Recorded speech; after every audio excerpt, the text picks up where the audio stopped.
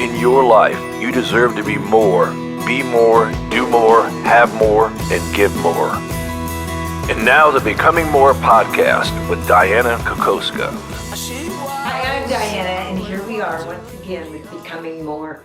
It's about you becoming more by hearing the experiences of other people. And today I have Rizwan Shuja, who is with me. We actually met at the Chamber of Commerce where I was speaking one day, and he came up to me and we talked about the 3 books that he has. Well, from there we started talking more and more. You've helped over 30 people go from being a cashier or having a menial job to becoming an entrepreneur and on to having a net worth of over $1 million. Yes. And you continually help people. That's what you desire to do. So he's here to help us today. He came to America. Well, we're just going to hear his story and his experiences and have him tell us all about it, because he has helped motivate, promote people. You're a speaker, a motivational speaker. More importantly, though, as I look at your books, the cycle of fulfillment. Right now, a lot of people are not fulfilled. So we're going to get into this one before we end. And of course, the power of your dream self-image. I mean, think about this. These are great books, by the way, just even thumbing through them. Fabulous. And mental, emotional fulfillment. In today's world, there's a lot of anxiety, isn't there?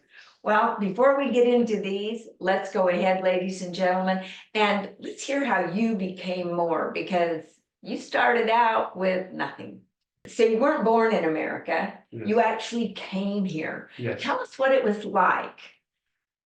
I was born and raised in Pakistan. Yes. And I finished my undergrad bachelor's degree in electrical engineering. Mhm. And I came to America to do my master's in electrical engineering from Kentucky. My plan was that I'm going to, actually I had admission for 96 spring, but I wanted to join the university in fall 96. And I was planning to work for those 8 months so I could save money and go to school. So when I landed in Chicago around November 1995, the only person I knew who was supposed to pick me up from the airport didn't show up. And when I called him, and he refused to host me even for a couple of days. Wait, he was supposed to pick you up, Yeah, and here you are in a foreign country. You did speak English. I did speak English. Yeah, and yet you don't know where to go. Yeah. You don't know where to stay Yeah. because the person you were supposed to stay with has ghosted you. Yes. What did you do? Then I had a number of another person who I had never met, but through a contact, I just got a number from a friend, and I called him and I told him the situation. He was also in Chicago. He was really encouraging me. He was really encouraging, and he came and picked me up at the airport, and then he asked me, where should I take you? And I told him the situation. So he took me to a Pakistani neighborhood in Chicago. Okay. And over there was a restaurant where he knew the owner. So he introduced me to the owner and told him that this guy is just landed here and he needs a job and he needs to become a roommate of someone. So the owner told me to sit down and talk to people who were coming there. Most of them were Pakistani cab drivers. So there were no families and stuff, so it was very easy to talk to people. And I sat there for 2 days, and that I ended up getting a job in a restaurant through some connections. Uh-huh. So I sat at that restaurant for 2 days, and eventually I found a job at a restaurant. And I stayed at an apartment where all the employees of that restaurant were staying. Okay. I worked there for a few weeks. In the meantime, I applied for a social security number and a driver's license, and I took a chauffeur's test, and that enabled me to start driving a taxi. So now, were you driving taxi and working at the restaurant at the same time? No. No. The Okay. moment I passed the exam of the chauffeur's license, the next day I started driving taxi. I started driving taxi in Chicago in less than 2 months after landing in the US. In Chicago. Yeah. Okay, now, you're driving taxi. Were you making a lot of money? It was decent money for Okay. that time, and it was an amazing experience meeting people, talking to them, and most of them were so inspired and impressed that they were like, you just came to the country and you're driving taxi in Chicago. We wish that we could have had that experience. Yes. And the people were so welcoming and generous. And when I told them, and they were like, good luck in school, make tons of money, welcome to America. Oh, And that's fabulous. tip heavily, and I was able to save. I drove taxi exactly for little less than 7 months, around 200 days, and I was able to save $25,000. So you work day and night, Oh yeah, I worked every day, not one day off, every day. every day for 200 days, and I saved $25,000, which is equivalent to around $65,000 today.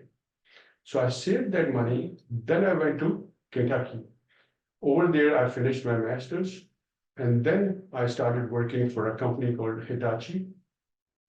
It's a Japanese company, and the job market was really good at the time. So I was able to get a job before I graduated. I worked for Hitachi for 2 years. Then I moved on to another company called Texas Instruments. Yes. That was also in Kentucky at the time. And the moment I joined, 2 months later, they announced that they are going to shut down the plant and move it to Mexico, Juarez, Mexico, right next to El Paso. Yes. So it was a manufacturing plant. So everybody lost their job, except a few people were offered a job in Boston area who were in design. And I was also offered a job in Massachusetts, and I accepted the job. I was excited to move to a big city. So you had gone from Chicago to Louisville, Kentucky. Yes. Now you're heading to Boston and you're excited. Yes. Are you gonna work as an engineer there as well, Yes. right? Yeah, I was already Okay. working as an engineer. I had a 2 years experience Yes. now working at Hitachi and a little bit at Texas Instruments. So I moved to Boston area.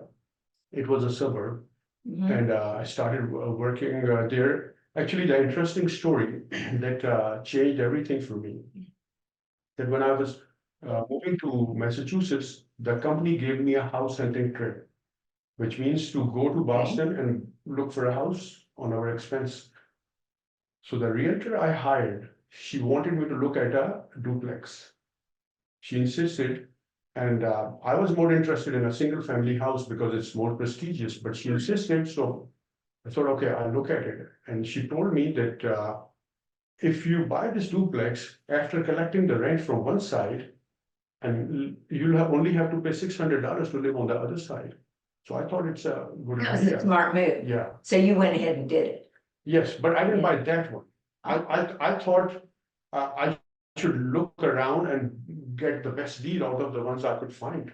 So I didn't buy that one, but I told her, now just show me duplexes, threeplexes. Forget the single family. I'm going after the big stuff, right? So you buy this duplex and you don't have to pay as much rent Yes, or as much yes. house payment, Yes. right? So I ended up buying a threeplex, which was like looked like a Yeah. duplex, like a mirror Right. image, double stories on both sides. This side had a 4-bedroom house, double story house, and this side had 2 single-bedroom apartments.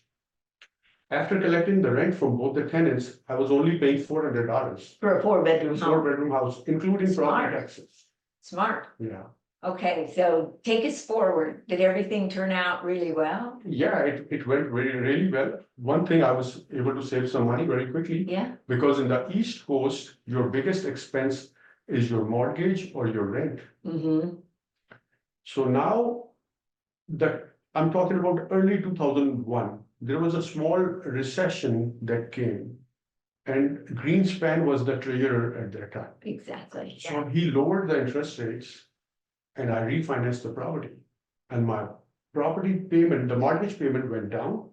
And also, by chance, the leases of both the tenants were expiring. So I raised their rents also. It went up. Just a little bit. I don't Yeah. even remember how much, maybe $50 or $100 each. But now I was completely free.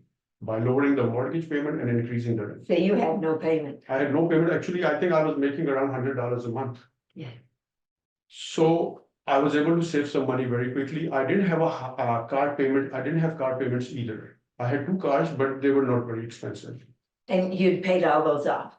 Yes, I Smart. bought both of them on cash. They were not very expensive cars. Maybe one was Nissan Sentra and the other was Honda Accord. Yeah, I hope all of you are listening to this in the way that I am, in the fact that you kept giving up to go up. You didn't have to have the most Oh, prestigious yeah, things. yeah. You just needed to Yeah. make money because you knew the direction you were going. Yeah. So, okay, this is getting better. You're taking this money now, you're saving money. What do you do with it?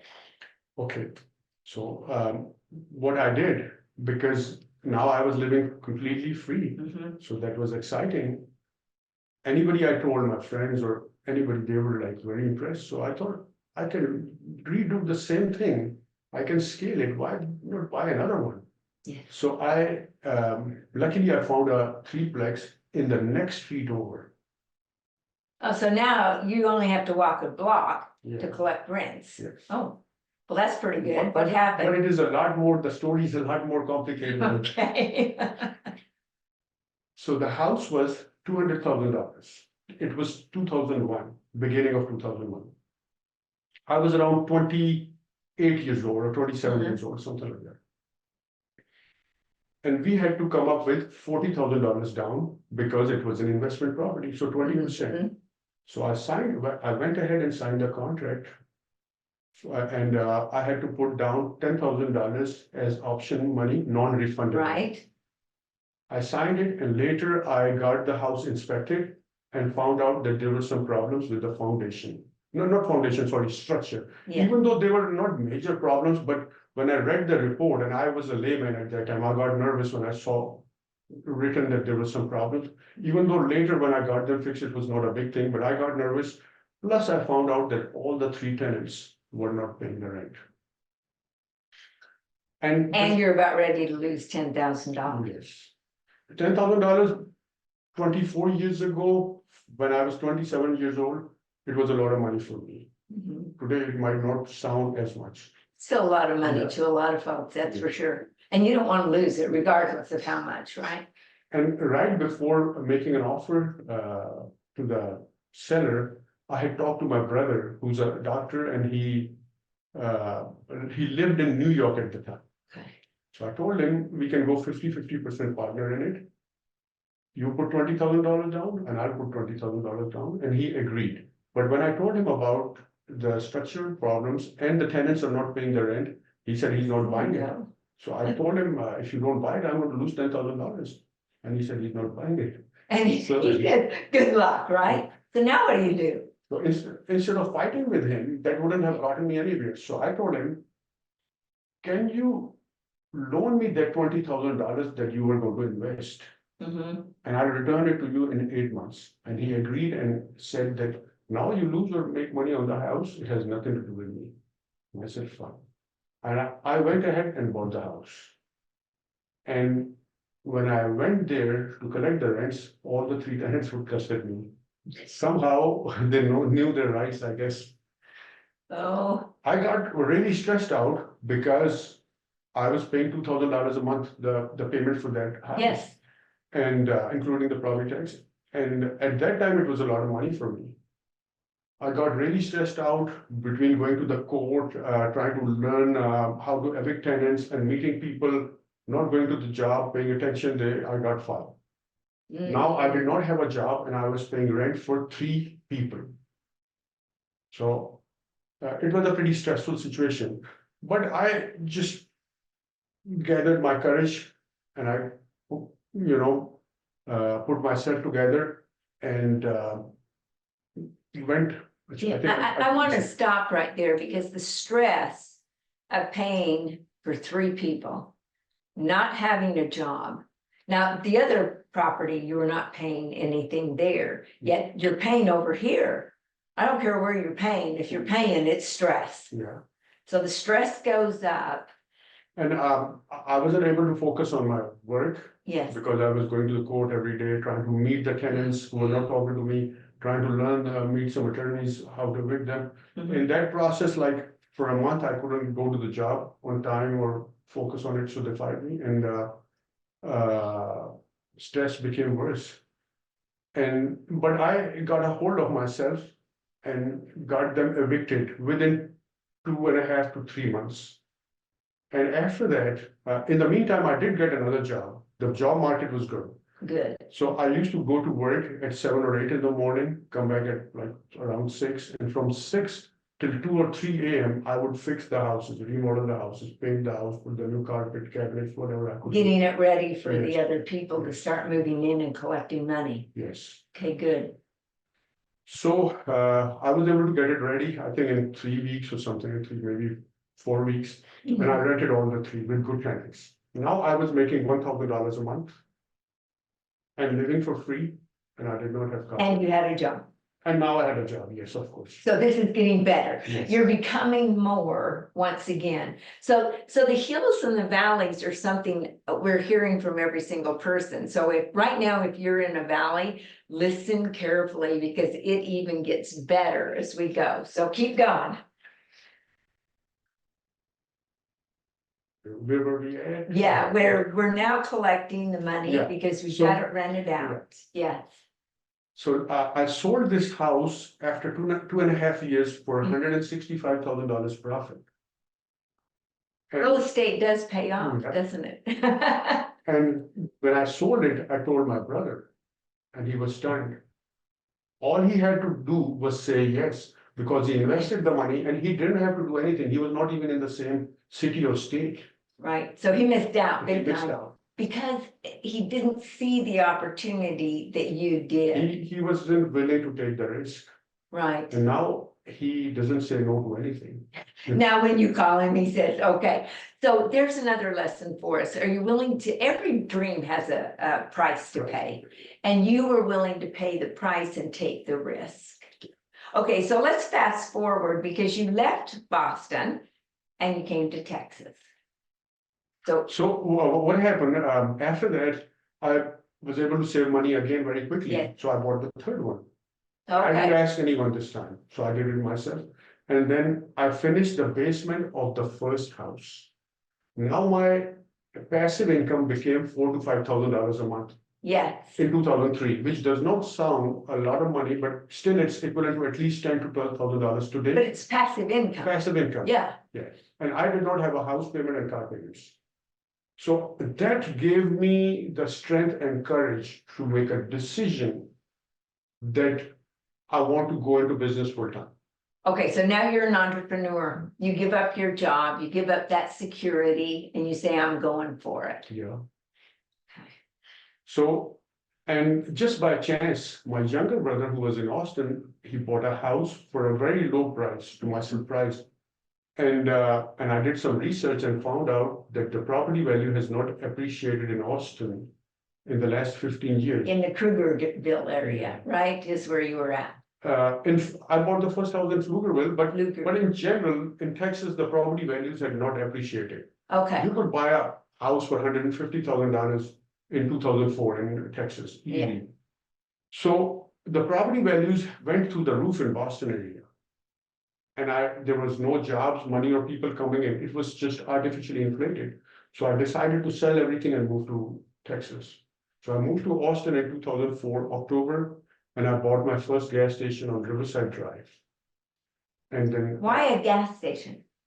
it's just a chance that a lot of Pakistani people are in gas stations, so I was exposed to that. Uh-huh, So I think that's the reason.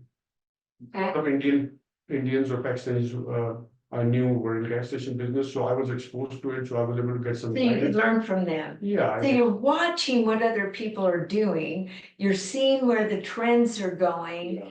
and you're jumping in front of it when the opportunity comes. How many times do you think people miss opportunity because they don't see it? Maybe Mark Twain said it disguises itself in overalls and looks like work. Yeah. You were willing to work, Yeah. right? I have a question.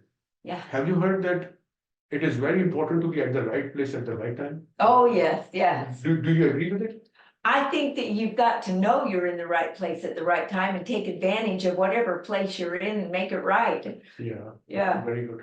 I do not agree with that you have to be at the right place at Yeah. the right time. The more important thing is that you have to be the right person. Because if you are not the right person, then you are not going to execute, you are not going to take action.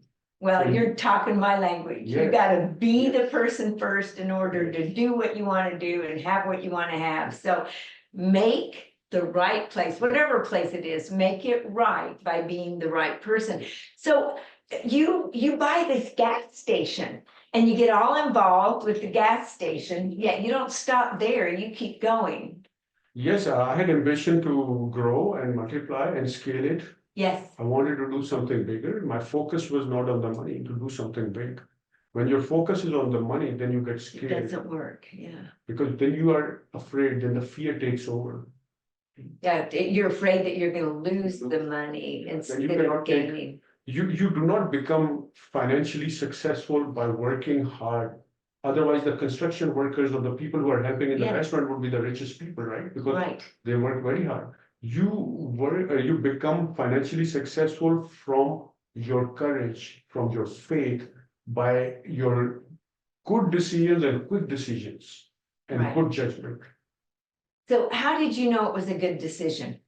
When you were looking at all of this and you were saying, here's this gas station, you felt it was a good decision because of the people you knew. No, I know, actually, to be honest with you, nobody really guided me for that particular gas station. In Massachusetts, I did know a couple of guys who I talked to. How do you buy a gas station? They told me normally how much does it cost, what the price is, what the sales should be, what the profits are, what the expenses Right. are. So I knew the P&L, the profit and loss, and um, so I knew the P&L Uh-huh, and the business system, how it works, but I had no experience, like hands-on experience. I had theoretical knowledge. So I got in touch with a few brokers who sell gas stations, and I kept looking at them, and I kept meeting with the sellers. So with the meetings, I kept learning what a gas station is and how you evaluate it. Even if it is not doing good, you have to make a judgment. Can you improve it? If a gas station is not doing good at all and it has a potential, that's the best deal. yes, Because if somebody had brought it to the potential and it's making tons of money, they're not going to sell it, or they're going to ask a very high price. The best deal would be that the gas station is not doing well, or any business, any retail business is not doing well because of the poor management or because lack of interest of the owner. Then you come in and improve it. so we've got a lot of lessons here. Number one, you're not afraid to ask questions. Yes, You wanna learn from everyone. yes. And because you Never were think that learning, you know everything. yeah, did you find that you made a lot of mistakes as you were doing this? Of course. Yeah, Yeah. what did you do with the mistakes? Did you just say, okay, learn from them and keep going? You didn't have a pity party, I assume. So I always give an example of Indian Chinese restaurant I started in Yeah. UT area, very close to Yeah. downtown. And it never became profitable. So after like 7 months, when we had operational losses on every Mhm. month, we had to shut it down. Initially, when people ask me, why did your restaurant didn't work? Why did it shut down? So I would tell them there was no parking. And secondly, I didn't have any time. I had other businesses. The third thing was that the employees were not good. And the fourth thing was the manager was not. Mm. So this was in 2013. But when I started going through my journey, so when I started going through the journey of self-reflection, when I started reading books of Dale Carnegie, Tony Robbins, Stephen Covey, Jim Rohn, Yes, love you. Dr. Wayne Dyer, then I started the journey of self-reflection. And after that, anybody asked me, why did the restaurant didn't work out? And I told them because I wasn't prepared to run it. Right, you Because- weren't being the person. I wasn't the right person. Yeah, So I have to work on myself to become the right person. So I can become the deserving person so I can start the process of receiving. It's the law of nature, law of God, that receiving is reserved for deservers. Exactly. And you have to be the person that could run a restaurant to make the restaurant work. I love that. I think we all go through that. We blame everybody else. And my dad said, when you point the finger that way, you got three more pointing back at you. Odds are 3-1, it's your own fault.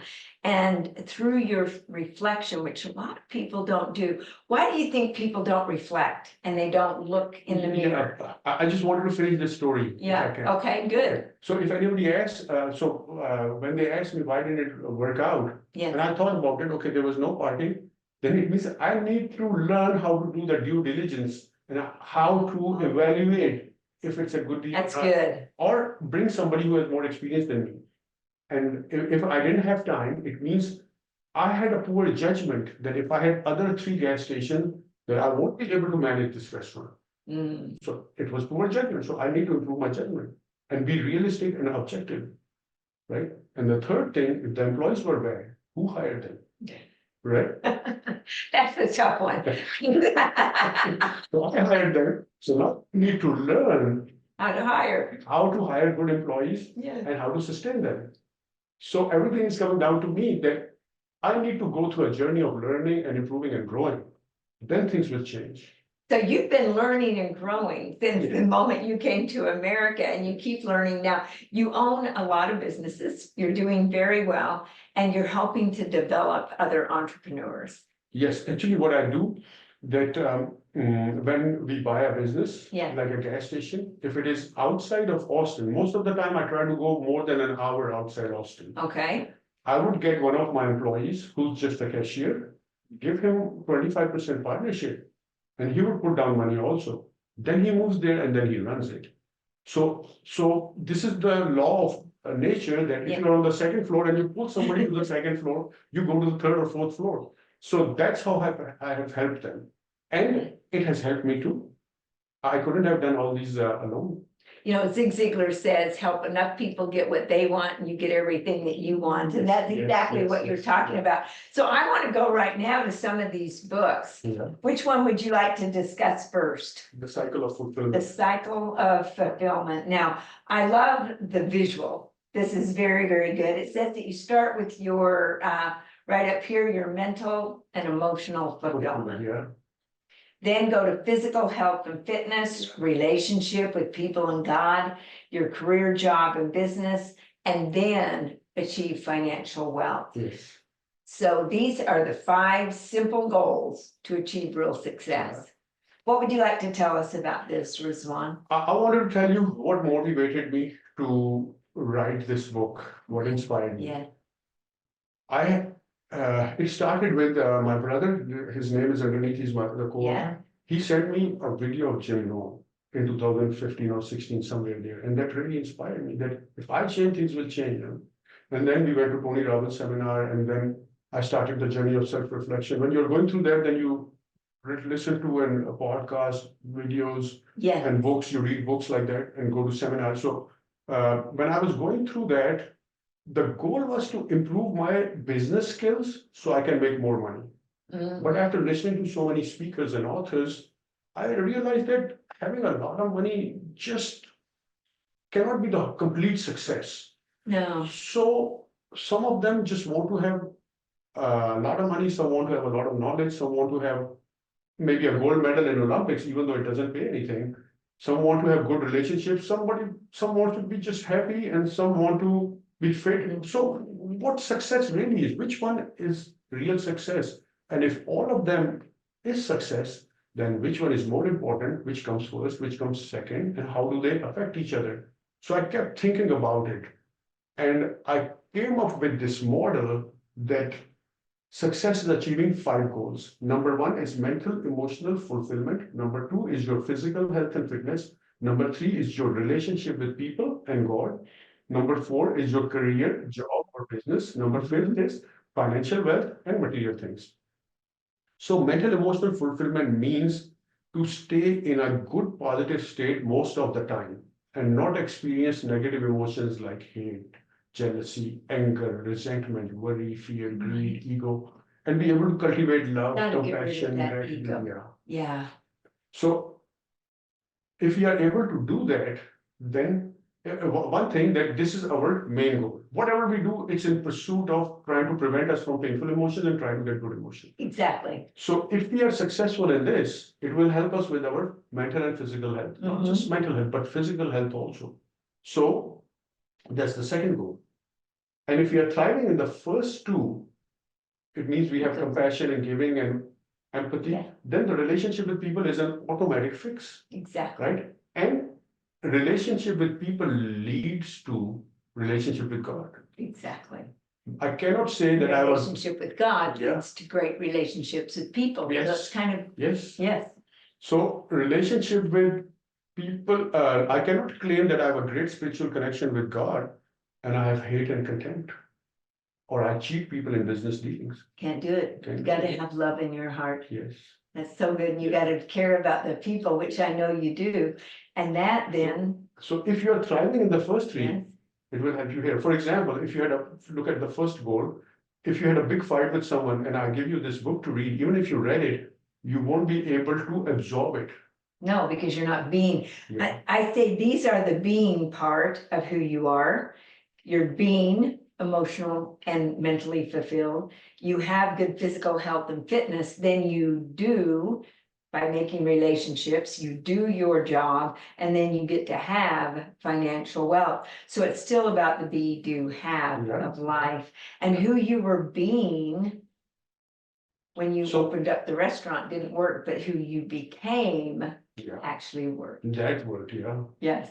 So keep going. So what I was trying to say that if an average person, let's say like me, who stays in a state of 5 or 6 out of 10, Yes. when we had a negative state, we are at 2, then we can easily tell that our focus and productivity is down the drain. And we think that we are doing really well at 5 or 6, but we have never experienced 9 or 10. If we do that, our productivity focus is going to go through the roof. So if you're thriving here, it's going to help you at your career or business.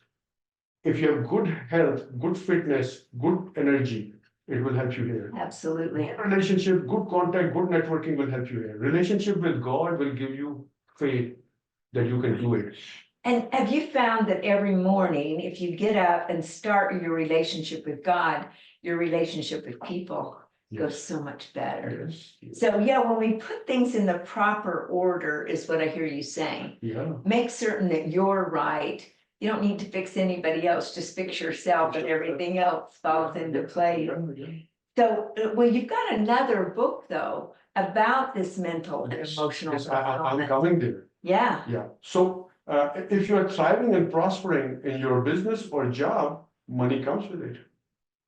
So you don't have to focus on the money. no, it shows up. Your goal is to become a bigger and better person who has all these qualities and money comes with it. And every step, it gives you more fulfillment. And when you reach here, the cycle keeps going on and gives you further mental, emotional fulfillment. And then it keeps going on and on. Going. That's how we grow and progress. Well, and I know as CEO, it was never, even though I had to watch the money Yeah. and do the P&Ls and do my budgets and all of that, it was always about helping the people. Yes. And when you help enough people, the money shows up. Yeah. Never have to worry about it, right? Yeah. And that's what I hear you It's a saying. byproduct. Yeah. So now let's say there are two people, Yes, a husband and wife, or a mother-in-law and daughter-in-law, okay, who hate each other, fight with each other Yeah. all the time. And they can say that, okay, we read the book, that if we tame our ego and negative emotions, all the goals will start falling they in all the right fall into place. place. But this is just like telling an alcoholic to stop drinking and you'll be fine. How do we do it? Just by you telling us, fix It your doesn't head. work. So how do we do it? So I've written another book. It's called Mental Emotional Fulfillment, a guide to spirituality. And the subtitle is How to Tame Your Negative Emotions. Yeah, if you get out of that negativity, then the whole world starts looking Yes. differently. Yes. And you know, one of the things, I have a saying that garbage or complaining is a garbage magnet. Yes. You complain, you just get more garbage in your life to complain about. If you find gratitude, you find more things to be grateful for. If So- you're grateful, you cannot blame or complain. No, and you can't have any negativity in your brain Yeah. when you are being grateful. So every time you start thinking negativity or you start complaining, start looking around for all the things that you were grateful for. I mean, just the fact that we can breathe, that is such a miracle, isn't it? Yeah. Yeah, I love Dale it. Carnegie says, I forgot if it is Dale Carnegie or someone else, I wake up every day and look at the ground, that I'm still above the ground. Yes. This is something to be grateful for. That's something we should be grateful for. Albert Einstein said you can look at the world in one of two ways.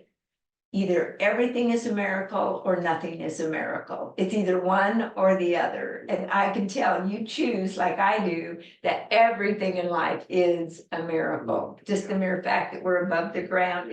So this third book you wrote. So this book, Yeah. I wanted to finish about this book. Yeah, So it has tools, techniques, methods, and exercises on how to tame your negative emotions. okay. I want to mention a friend of mine who visited me. He's been married for 19 years and he has a really sour relationship with his wife and they fight with each other, cuss at each other every day. And he was visiting me for 2 days or 3 days. 2 days later, when his wife called him and started fighting with him, he didn't fight with her, because his negative emotions and ego was tamed. And he came and told me that this happened. And I told him the first tool in this book is the first tool in this book is conscious awareness and proximity, which means that you realize these negative emotions are hurting us. And you have a desire to fix those. That's conscious awareness. And proximity is to be in the proximity of positive people, not negative people. Yeah. And that surrounding. is just a theoretical tool. It's not even an exercise. You have barely touched the first tool and see the change. Just imagine if you were in a 3-day or 4-day seminar with the whole immersion. And so you train on this. Yes, I'm doing it, and my goal is, so this is the first goal, mental emotional fulfillment, and I'm planning to write the books on all of them and have a seminar on all of them eventually. That's excellent. Now, with all of these things, and now the power of your dream self-image. Okay, now this book, my brother, Imran, Yeah. Dr. Imran, he's a psychiatrist, board certified psychiatrist, and he's mostly the author of this, and I'm co-author. The power of your dream self-image means that the self-image you see in the dreams, what kind of power does it have on your whole personality, your behavior, your psyche, your confidence, your courage, your beliefs, your limiting beliefs, your fears, whole personality, right? So what happens that most of the people, an average person or a little bit above average person, he gets mostly a dream where somebody's chasing him, maybe a lion, Right. or a person trying to attack him and he's scared and he's running away, or he's taking an exam and he's not getting the answers right and the time is passing away, like scary dreams. Right. So those dreams show what kind of self-image you have. The people, the big celebrities who are really successful, they get good dreams. They're meeting Bill Clinton or they know Julia Roberts or, Right. They're meeting people they're that they meeting love to people meet. who like good dreams, So in this book, we are trying to say that there are exercises and tools and techniques in this book. If you follow that, your self-image in your dreams will improve. I love that. Different meditations, different visualization, affirmations, at what time you do it, because right before sleeping and waking up, your brain is in hypnosis state. If you do that, your self-image in your dreams will improve, and that will improve your self-confidence, self-belief, confidence in general, your courage, your faith, and it will lower your limiting beliefs and fears, and you'll be able to succeed. Oh, this is very good. And with this being Mental Awareness Month of May, Yeah. right? I love these books, all three of them. The Power of Your Dream Self-Image, The Mental Emotional Fulfillment, A Guide to Spirituality, and The Cycle of Fulfillment. Now, where might they obtain these books? They're all available on Amazon and Yeah. Barnes and Nobles. Amazon is the fastest way. Right, okay. It definitely is fast. There's no doubt about that. So they can go on and get all three of these. Yeah. And where would they hear you speak, or they could hire you to speak? I have a YouTube channel Yeah, where they can listen to all my videos, and I have Instagram. Also, if for sorry, also for the speaking engagement, I'm open to speak anywhere, any corporate or church or mosque, anywhere. I would love to do that. Yeah. okay, because it's about helping people. I can Yeah. see that, and helping them become successful in life. Yes. I love the fact that you've had cashiers, people that have minimum wage jobs, so to speak, and you've helped them become millionaires. Yes, and that has helped me. Yes, Yes. it's helped you a lot. How has that helped you feel that fulfillment in your life? Really good. People also really appreciate it, and that will help me in this life and the next life because I've helped people. Because you help people. Yeah. So you see yourself as a servant of others? I try to, yeah. Yeah. I'm not there yet, and I want to be spiritually elevated to a point where I could say that I completely. I think I'm still at a place where I see my benefit first, but I'm trying to get to a point where I could get to that level. Where you're always working to Yeah. see how you can serve or add Yes, value to yes, the other people. Even though you've helped over 30 Yes. people become millionaires, you're still striving. That's what I want us all to hear is you never really arrive, do you? Yeah, Just keep up working. until now, my goal was, when I was helping them, my goal was to help myself and help them. Yes. I don't know if it was not helping me, would I be able to help them to that extent? That I don't know. But I still would have helped them, but I don't know if to that extent, but I want to get there, Want to get where to I'm where so, you so can help spiritually them. elevated, where I can see the benefit of other people first. I love Yeah. that. And I just so appreciate you being on the podcast with us today. You can see why when I met you at the at Westlake, I had to think where I was. Westlake Chamber. Yes, where it was the Chamber of Commerce, that it was so much fun to get to speak with you because, and what I learned from him, we love the mental game. Yes. It's about who we are being. And, Rizwan, it's the part that's important to me is what you said about looking in the mirror and having that self-reflection. Yeah. When we do that every evening, and we look at all the things we did that day and how we can improve the next day, it makes our life so much better. What parting words do you have for everyone? I would like to say two phrases. Purpose of the goal is not to get the goal, but to become the man you become in pursuit of that goal.